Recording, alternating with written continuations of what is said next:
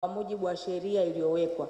Ewe Mwenyezi Mungu nisaidie. Moja ambalo nataka kulisema hapa ni kwamba nimefanya mabadiliko kwa wakuu wa mikoa wawili. The main thing I wanted to say here is that I have made changes to the two regional commissioners, Mr. Gafulila, who was the regional commissioner of Arusha, and Mr. John Mongela, whom I have appointed as the regional commissioner of Simiyu.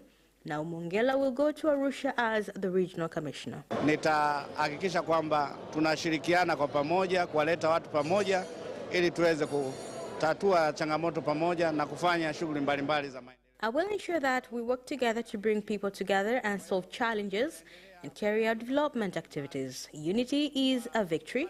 We will continue to see different groups and solve their grievances. Ni kuhakikisha kwamba tunatatua kero za wananchi. The Minister of Energy, Dr. Medad Kalemani, has suspended 3 employees of Tanzania Electricity Supply Company TANESCO, who include the manager of the repayment meter Luku system, Lonas Feruzi, after failing to solve the problem that had occurred on the system 3 days ago, a situation that has inconvenienced consumers buying electricity via mobile phone. He has also directed Director General of TANESCO, Dr. Tito Munuka, to ensure the service resumes as soon as possible.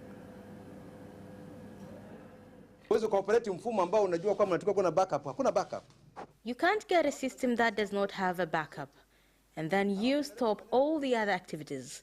I suspend you for 10 days being investigated, and if found not guilty, you will return. If found guilty, then that's the end of your jobs. I want to see your details at 4 o'clock today, and if there is a license signed by an outsider whose license expires, then we will do it ourselves. We were overwhelmed, and that is why many customers have been having troubles getting those tokens. There are some customers who bought it and did not get the tokens, and other tokens did not work on their meters. As promised, no money will go to waste. Kwenye mita zao, hilo tunalitambua na tuhakikishe kwamba hakuna fedha ya mtu ambayo itapotea. Resident from Tarime District, Mara region, identified as Johnson Mslomba, is allegedly to have been killed following a beating from the chairman of the Tarime District Council, Simon Klesi Samuel, after stealing 3 cartons of soft drinks from a storeroom. The incident led the Defense and Security Committee to visit the home of the deceased to follow up on the matter, with the police saying 3 people have been arrested in connection with the incident. All those involved in the incident are there to support the police force. We want to be satisfied. If you have participated in the postmortem and you are satisfied with the doctor's report, we will allow you to bury him. If you're not satisfied with the postmortem, then it will be renewed. But for now, the police is still working. The difficult question to ask is how he got to the police until he left, and then the police do not want to say anything. Then there is a big question. If he would have been beaten here and died in our hands, you had the right to question us. Ni kweli tunamshikilia ndugu Simon Kilesi Samuel. It is true that we are holding Simon Kilesi Samuel and 3 other colleagues on suspicion of murdering Johnson Kagusa Msolombo. We are completing the investigation, and later the file will be sent to the state attorney for further legal actions. Kwa hatua nyingine za kisheria. The Minister of Communication and Information Technology has tabled in Parliament its budget estimates of 216.3 billion shillings for the 2021-2022 financial year, where it projects to collect 50 billion shillings from provision of services from the National Fiber Optic Network. The ministry will oversee Tanzania's digital projects, ensure we integrate the digital region nationally and internationally, and ultimately promote the digital economy. In this project, we hope to build 1 center to promote innovation in telecommunications and 3 small stations in Mbeya, Mwanza, and Arusha. Phone lines have increased from 48 million and more from July 2020 to 53 million lines and more. internet users have increased from 26 million in July 2020 to 29 million April 2021. Serikali iendelee kudhibiti gharama za mitandao ya simu. The government should continue to control costs of mobile networks, as the cost of some network is still high compared to the ability of most citizens to afford their costs. The government should ensure that all decoders in the country shows at least 4 local channels to reduce the cost of purchasing more than one decoder. Kama unavyojua sasa, kila mtu sasa hivi ananunua. The security of transaction we do. Everyone buys things from the networks, but the security of such transactions is still a problem. President of Zanzibar and chairman of the Revolutionary Council has conducted a tour at Mangwa, Pwani, where the government plans to construct a new port. Investment activities have already started in gas and fisheries projects.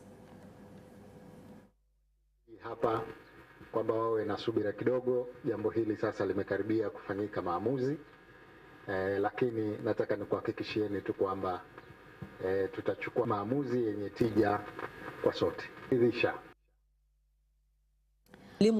Education holders in the country have advised the government to come up with education syllabus which address current national priorities from primary school to university level. The advice was given at Education Symposium taking place in Dar es Salaam. Kutumia mikono. There should be vocational skills that will help all-level school graduates to be able to earn living. Kwa hiyo elimu bora ni ile ambayo inamwezesha. Good education is the one that allows a child to be educated and allow a child to think further and be independent in decision making, while at the same time having capabilities of reaching their daily demands.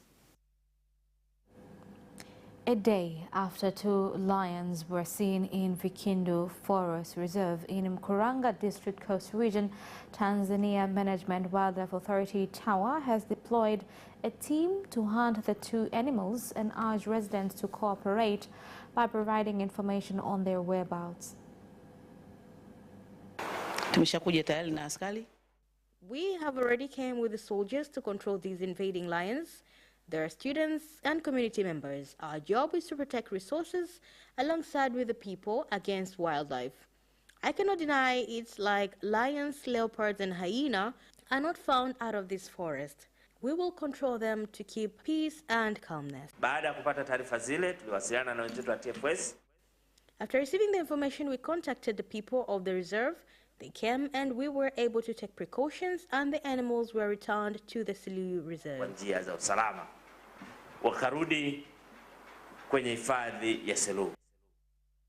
And that is the end of national news. International news follows next.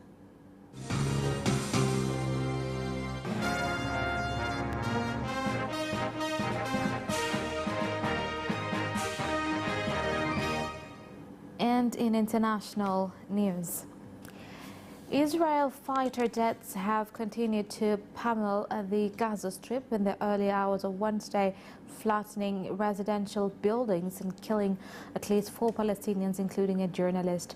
The latest raids came as Palestinian groups launched more rockets towards cities in southern Israel. At least 219 Palestinians, including 63 children, have been killed in Gaza since the latest violence flared on May 10th, and about 1,500 Palestinians have been wounded.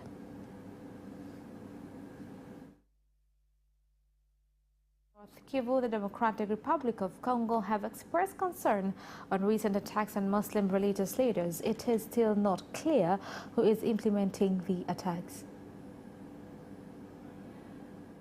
Sasa minashi sana viongozi kama ni vitu vyenye iko mipangilizi ya serikali. I am calling on our leaders to come forward and explain what have the sheikhs done for them to be killed like this. We need answers from the government, because they are responsible in taking care of our security matters. As Muslims, we are surprised to see sheikhs being attacked and killed without reasons. Hali ya usalama baada ya mauaji ya wana Jamali Musa, kiongozi wa shirika la kiraia. People are in pain of losing their leader, who was brutally killed by unknown people. Kupoteza kiongozi mwenye alikuwa mtetezi wao, na inaleta hofu sana kwa raia kwa sababu mwenye alikuwa mmoja wa watetezi wao amepotea.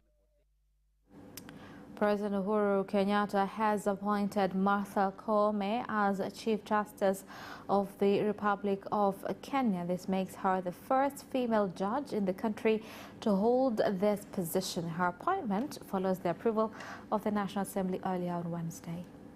Mr. Speaker, this lady has what it takes. First of all, she has good experience, 33 years of experience, Mr. Speaker. And this experience is both in the bar and also in the bench. She has, before she became a judge, she had practiced law for 15 years. And in the bench, she has been a judge for cumulative 18 years. This is a person who has gone through the rank from the High Court to Court of Appeal, and eventually we hope to the apex of this court. Now let's turn to Europe, where more and more countries are easing COVID-19 restrictions following a drop in case numbers. It is a relief for businesses, especially in the hardest hit sectors, but many fear that too great relaxation might undo the achievements of months-long shutdown measures. For more on this, I'm joined by Deutsche Welle correspondent Nicole Fröhlich from Berlin. Nicole, restrictions are being lifted in many places, but life is not yet back to normal, is it? Not at all. What we're seeing across the board really are baby steps. There is a great awareness of how volatile the situation is and the trauma of the past months, not only the devastating human cost of the pandemic, but also the psychological damage and the social rift that have come out of this crisis have decision makers treading very carefully. This week we're seeing a slight easing of curfew rules in Italy. France is winding down its third national lockdown. Greece just recently dropped quarantine mandates for foreign travelers, and England is proceeding with gradual reopenings. For now, that is, because there are worries about an increasing number of people becoming infected with the coronavirus variant first detected in India. Here in Germany, the situation very much depends on where you are. Regions can ease restrictions if the infection rate drops and stabilizes, something that is just happening here in the capital, Berlin. But we'll have to go back into lockdown if numbers rise again. So citizens are being urged not to get carried away with their new freedoms. Keep up social distancing and hygiene measures to make sure this third wave of the virus really is the last. Germany has also announced a shift in its vaccination strategy. What is this all about? On Monday, Germany's health minister announced that starting in June, every adult over the age of 16 will be eligible to get vaccinated. That means that the current priority list, putting the vulnerable and exposed ahead in the queue, will no longer apply. Vaccines will be given out on a first-come, first-served basis to anyone who wants them. And while this is, of course, great news for people living in Germany, looking at it from a global perspective, it begs the question of fairness. There is an ongoing international debate over whether some countries should be able to vaccinate everybody, while some others don't have access to any vaccines yet. That's why the organizations involved in COVAX, the vaccination scheme for poorer countries, are calling on wealthier nations to donate 20% of their supplies to the program. They say that high-income countries that have bought up much of the immediate global vaccine supply could bear to share them with the less well-off without even compromising their own objectives. And it's not just a matter of solidarity, it's also about foresight, because the virus continuing to circulate freely will allow for more mutant strains to emerge that could eventually thwart every country's progress toward immunity. Now, looking ahead, President Emmanuel Macron of France hosted a meeting on Tuesday to discuss Africa's post-COVID finances. The goal was New Deal for African nations. Did leaders deliver? We'll have to see about delivery, but they certainly pledged their support to Africa's post-pandemic recovery. As you well know, most African nations haven't seen a health crisis of the magnitude other countries have, but the economic cost has been devastating, with sub-Saharan Africa experiencing an unprecedented recession in 2020. And the leaders who convened in Paris on Tuesday fear that this might dramatically undermine development efforts in the region. So in order to minimize damage, the summit's participant, African and European leaders and heads of financial institutions such as the International Monetary Fund and the World Bank want to boost vaccine production capacity across the continent and buffer the financial fallout of the pandemic. They're pushing to reallocate IMF funds meant for more advanced economies towards African nations. It's $100 billion we're talking about here, but according to the IMF director, that is not nearly enough, and it's not clear just yet if this goal can actually be met because there's still a lot of wealthier nations to convince. Plus, sustainable, independent growth will require a boost for the region's private sector. For that, the meeting presented a two-pillar plan, but there is concern over France's intentions in all of this, questioning whether they will use this opportunity to increase their influence in the region. Thank you so much, Nicole, for the updates. And that is the end of international news. Business news for us shortly after the break. We'll be right back.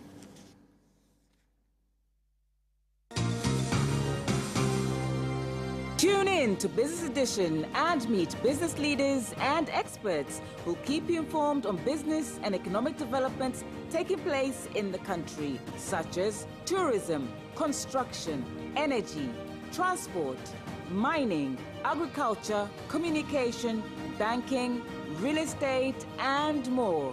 Business Edition on Friday at 8:15 p.m. only on Capital Television.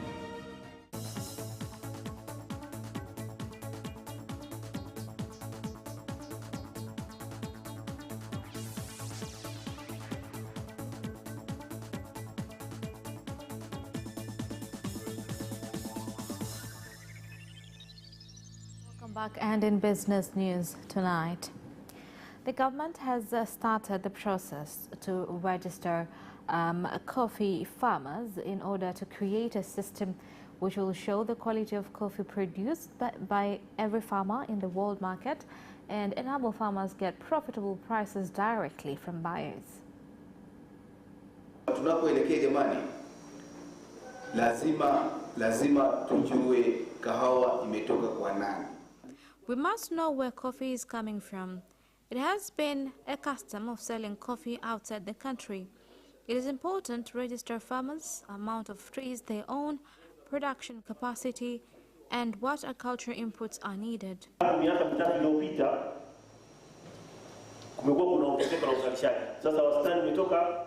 There has been increase in production for the past 3 years, from 50,000 tons to 66,000 tons. These are results of well-improved competition grounds after system amendments, production of good quality seedlings, and availability of agriculture inputs.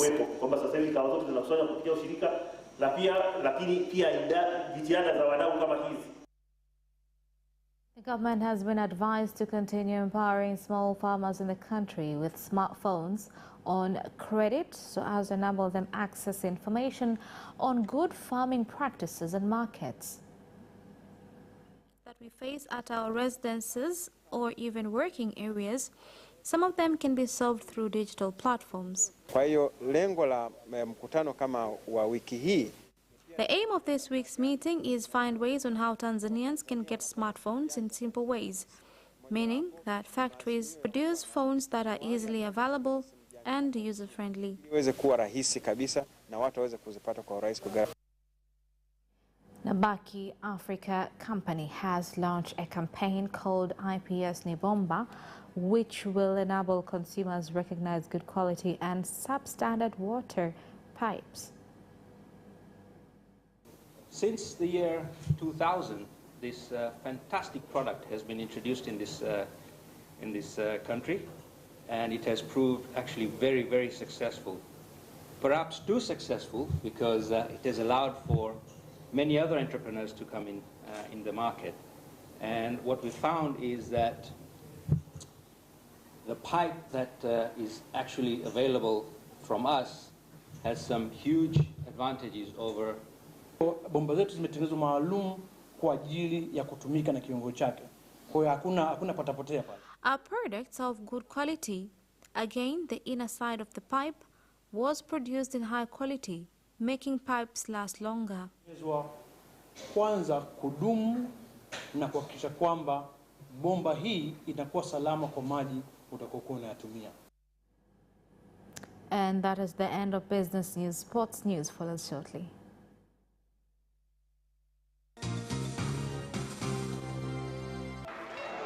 Away first time, good start from Bolt. Bolt leading a moment and going away. Gay trying to go with him, and he's going to be dragged through to second place, but he's going to win it by 2 meters. Away first time, good start from Bolt. Bolt leading a moment and going away. Gay trying to go with him, and he's going to be dragged through to second place, but he's going to win it by 2 meters.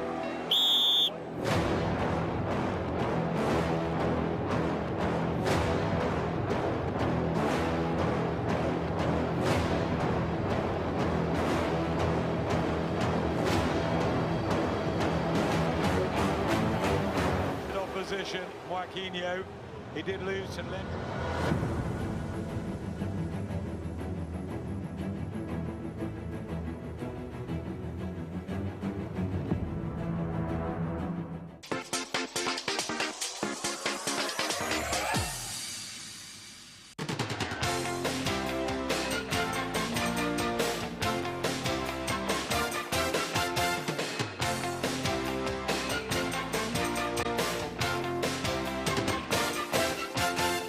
Welcome back, and in sports news.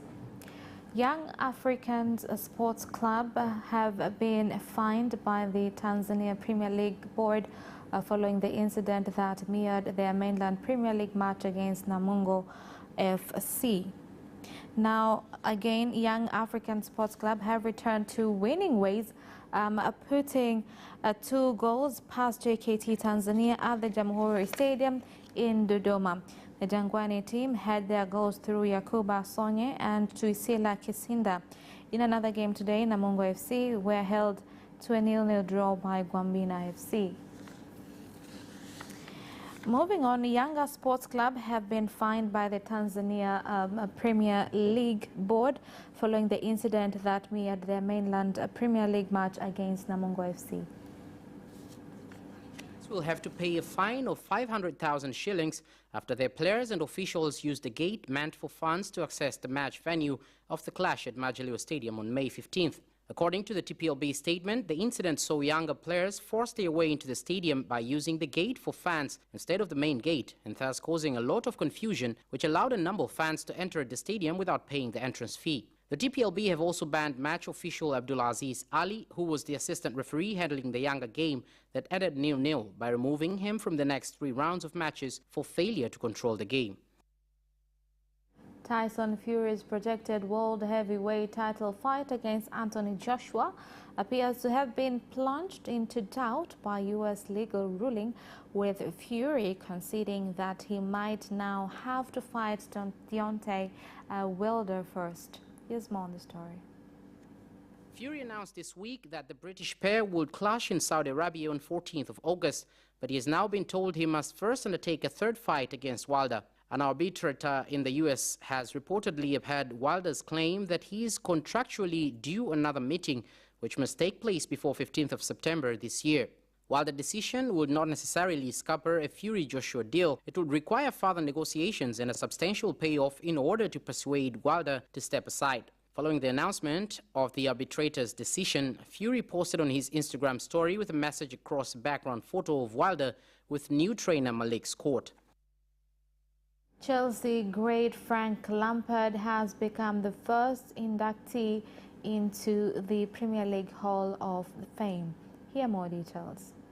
Lampard joins Alan Shearer, Thierry Henry, Eric Cantona and Roy Keane in the top-flight history books following a vote from the public. The former Blues midfielder has been handed the league's highest individual honor after an outstanding 20-year career, which also saw him taking spells at West Ham and Manchester City. Lampard began his career at West Ham in 1995, where he spent 6 years before being snapped up by Chelsea for £11 million.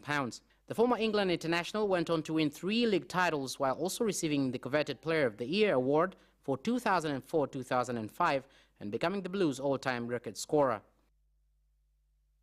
And that sports item ends our news bulletin for tonight. My name is Khadija Zimbwe. Thank you for watching and good night.